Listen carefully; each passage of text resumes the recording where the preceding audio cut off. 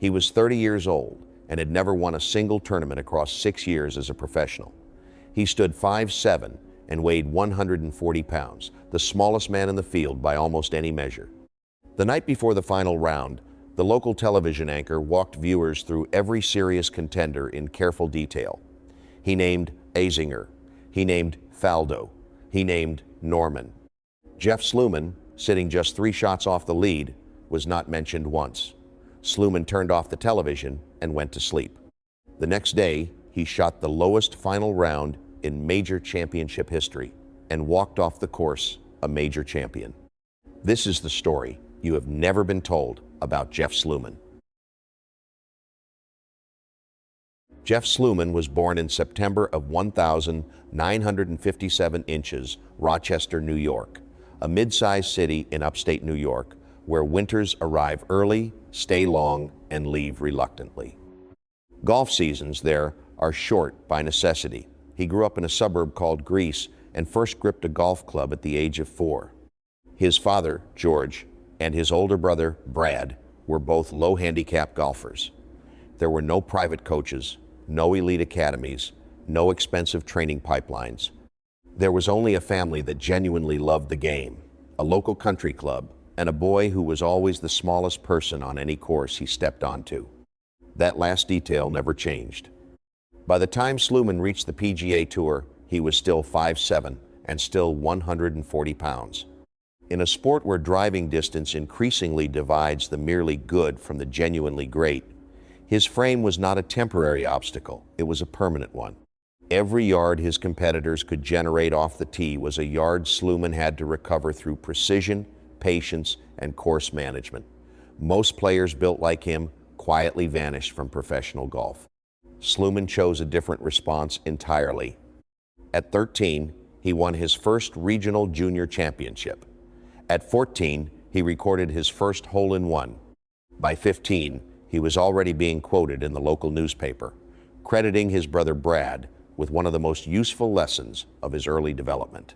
He told me to stop trying to kill every shot, Sluman said, and at times to use one club less than I thought I needed. It worked. Small kid, small town, enormous ambition. Before Sluman could even consider life on the PGA Tour, the road beneath him had a habit of giving way without warning. After high school, he earned a golf scholarship to Tennessee Tech. It should have been the first stable step forward. Instead, the university eliminated its entire golf program to free budget for other sports. Sluman was left without a team, without a scholarship, and without a clear direction through no fault of his own. Rather than retreating, he kept competing in amateur events across New York State, refusing to disappear simply because circumstances had given him every reason to. Then, at the 1977 NCAA championship, he crossed paths with Don Veller, the head coach at Florida State University. Sluman was not even competing in that tournament. He was simply there, present when many others would not have bothered. Veller noticed him anyway and extended an invitation to join the Seminoles the following season. It was the break Sluman needed. But notice what it required to get there. Not a highlight reel, not a viral moment, not a showcase performance under bright lights. Just a young man who kept showing up even when there was no obvious reason to. Sluman graduated from Florida State in 1980 with a degree in finance, turned professional, and earned his PGA Tour card that same year. The next 6 years produced consistent performances, respectable finishes, a growing reputation for ball striking precision, and 0 victories. The pattern was already forming. Jeff Sluman was not going to make anything easy on himself. In the spring of 1987, Jeff Sluman came closer to his first PGA Tour victory than he had ever been, and lost it in the most absurd fashion professional golf has ever witnessed. At the Players' Championship in Ponte Vedra Beach, Florida, Sluman had fought his way into a 3-hole sudden death playoff against Sandy Lyle. 7 years as a professional, 0 wins. And now he was 1 clean hole away from the most prestigious non-major title in the sport, complete with a 10-year tour exemption. The playoff reached the infamous par 3 17th, the Island Green. Lyle's ball settled 35 feet from the cup. Sluman's landed 5 feet away. Lyle rolled his birdie attempt to within 3 feet, leaving Sluman with a makeable putt to win the championship outright. Everything pointed in one direction. Sluman stood over the ball, settled into his stance, and was moments from pulling the trigger when a spectator in the gallery jumped into the lake beside the green. The splash was immediate. The commotion was immediate. Sluman backed away, composed himself, waited for order to return, and then missed. The ball hung on the edge of the cup and refused to drop. Lyle made his par. On the next hole, Sluman could not convert, and the playoff was over. Afterwards, Sluman was remarkably composed. "I was ready to hit," he said. "I'm not saying I would have made it, but that guy certainly didn't help. I was amazed anyone would jump into that water." There are alligators in there. Sandy Lyle, to his credit, admitted the obvious. It sure didn't help Jeff very much at the time. One splash, one missed putt, and Sluman walked away with nothing except the quiet, private knowledge that he belonged at the very top of the sport. Then came the 14th of August, 1988. Oak Tree Golf Club, Edmond, Oklahoma. Final round of the PGA Championship. Jeff Sluman woke up that Sunday morning 3 shots behind Paul Azinger, his former Florida State teammate, the reigning PGA Tour Player of the Year, and the man every analyst had already quietly coronated as the inevitable champion. Sluman had spent Saturday evening in the guest house of fellow pro Willie Wood, who lived directly across the street from the course. Just as he had done the night before, he turned off the television and went to sleep. Sunday morning, Sluman stepped onto Oak Tree as invisible as he had ever been. That invisibility did not survive the second hole. He made birdie. Azinger answered with a birdie of his own on the first. They were trading blows, the gap holding at 3 shots. Then came the 5th hole, a par 5, and the moment that broke, the tournament opened. Sluman stood 115 yards from the flag. He reached for his pitching wedge, paused, then at the last second changed his mind and pulled the sand wedge instead. He swung. The ball climbed into the Oklahoma sky, dropped onto the green, took one bounce, and disappeared into the cup for an eagle. The gallery erupted. Azinger, playing in the same group, bogeyed the same hole. In the space of a single shot, a 3-stroke deficit had become a 1-stroke lead. A swing of 4 shots, just like that.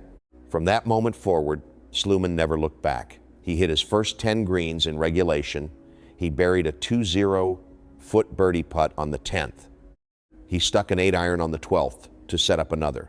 His only drop shot came at 13, and he immediately answered with a crucial par save at 14. When the final putt dropped, Sluman had posted a 65 around that tied the record for the lowest final round in PGA Championship history. When the last shot was done, he did not scream. He did not drop to his knees. He pumped his right fist once, touched the brim of his cap, offered a single quiet nod, and allowed himself a small smile. That was the entire celebration. In the chaos that followed the interviews, the trophy photographs, the handshakes, Jack Nicklaus, who had missed the cut but stayed on as a television commentator, quietly wrote Sluman a handwritten note of congratulation. Tournament officials presented him with a check for $160,000, written by hand from an actual checkbook. Somewhere in the noise and the rush, the note from Nicklaus was lost. The following week, Sluman tracked Nicklaus down. "Jack," he said, "I hate to ask you this, but would you happen to remember what you wrote and be willing to put it down again?" He had just won the biggest tournament of his life, and somehow it was that lost note, not the trophy, not the check, that stayed with him longest. When a golfer wins a major championship, the expectation is simple and nearly universal. The floodgates open, confidence surges, victories follow. Look across the history of the PGA Tour, and the pattern repeats itself with remarkable consistency. A first major almost always signals the beginning of a dominant run. For Jeff Sluman, it signaled the beginning of 9 years of silence. From 1988 to 1997, Sluman played approximately 200 PGA Tour events and won exactly none of them. 200 starts, 0 victories. For most players, a drought of that depth would mean the gradual erosion of ranking, then card, then career. Sluman lost none of those things because here is what made him genuinely different from almost everyone else. He was never bad.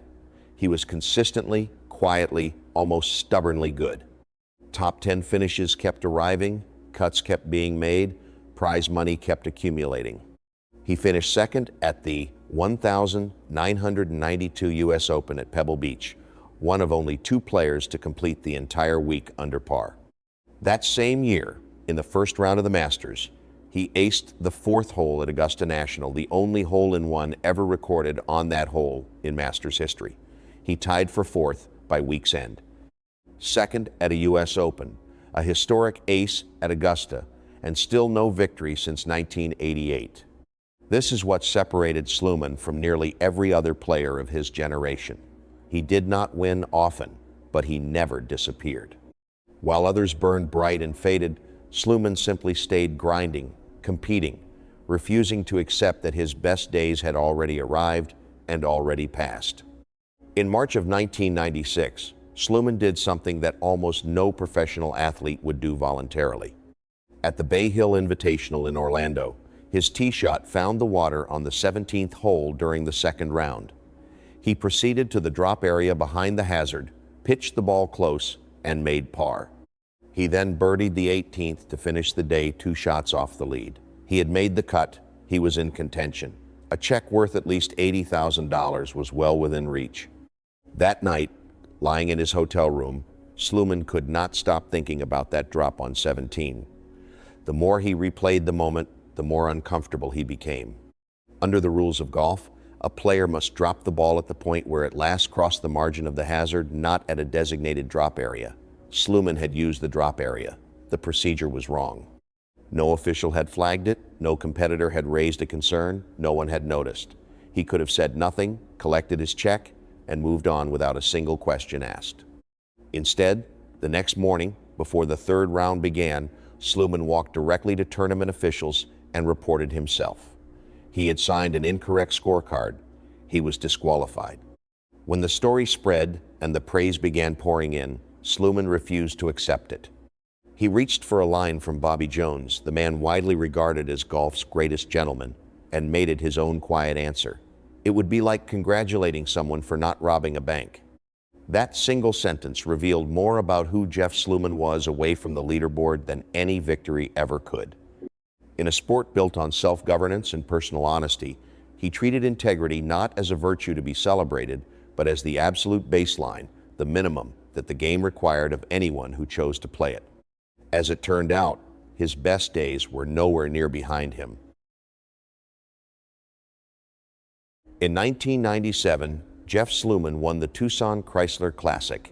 He was 39 years old. 9 years had passed since Oak Tree. 9 years of close calls, top 10 finishes, and near misses. 9 years of the golf world quietly assuming that the 1,988 PGA Championship was both the beginning and the end of the Jeff Sluman story. They were wrong. What followed was arguably the most productive, sustained stretch of his entire career. Not at 25, not at 30, but well past 40. He won the Sony Open in Hawaii in 1999. He took the Greater Milwaukee Open in both 1998 and 2002. He won the BC Open in 2001. 5 PGA Tour victories in 7 years, every single one of them arriving after the age at which most players had already begun rehearsing their retirement remarks. In 2002, Sluman finished the season ranked 15th on the PGA Tour money list and earned over $2 million in prize money. It was the best single season of his professional career, delivered at 44 years old. The golf world had spent a decade quietly assuming Sluman was fading. Instead, he had been building towards something. His game did not peak in his 20s, as conventional wisdom insists it should. It matured slowly, steadily, and arrived fully formed at an age when most competitors were already looking backward. When Jeff Sluman turned 50 inches September of 2007, he joined the PGA Tour champions the circuit for players 50 and older. Most athletes arrive at that stage of their career seeking a graceful exit. Sluman arrived looking for more wins. He found them.